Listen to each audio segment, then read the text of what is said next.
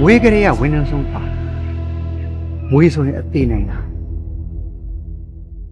မိဘတွေမရှိတော့တဲ့နောက်ပိုင်းမှာဇွားနေပြီးတော့2 လ 3 လလောက်ပျောက်သွားတယ်ဆိုအဲ့ဒီရှာဖို့တွေ့တေမင်းနေတဲ့ရွာကိုဆရာတို့သွားဗျာမျက်နှာမှာလည်းမွေးဆွဲရာဒီနဲ့မွေးစီးတွေကပြန့်ပြီးတော့အကုန်လုံးအောင်းပေါ်တက်ပြီးပြာနှမ်းကုန်တာဒါပေမဲ့တခုစဉ်းစားကြရမွေးကမျက်နှာကိုတက်ကြိုက်တယ်ဆိုတော့အဲ့ဒါတော့စဉ်းစားကြရွာတွေကလူတွေကိုမတူလို့မတန်လို့ဖြစ်တော့ရွာတွေကလူတွေကလူမုံများတာပေါ့အဲ့ဒါကြောင့်မကျင်တဲ့လူတွေရောက်ကမွေးနဲ့တိုက်ပြီးတော့ကက်ခိုင်းလိုက်တာလားငါကသွားဆိုတဲ့နေအောင်မင်းသွားငါကတတ်ဆိုတဲ့နေအောင်မတတ်တင်ဒီနေ့ကစပြီးတော့ဒီရွာမှာရှိတဲ့သေမင်းဆိုတဲ့လူတယောက်ရဲ့ခိုင်းစီချက်ဘာတစ်ခုမှလုပ်ပေးဘူးတော့အဲ့ဒါတစ္ဆာကြီး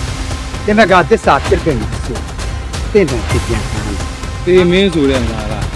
လုံးဝလက်ဆက်ပြတ်လူ့ကိုမှသနာညှာတယ်အဲ့ဒီမိန်းမမရှိရင်အကောင်းဆုံးပါပဲဆရာရဲ့ဆရာအားကိုးပါတယ်အဲ့ဒါသေမင်းမို့လားသိတဲ့ကြတာပေါ့ဒီနေ့ကတော့သေမင်းကိုအသိပြင်းရမယ်နိညညဆုံးပြီးတော့ရှိစရာ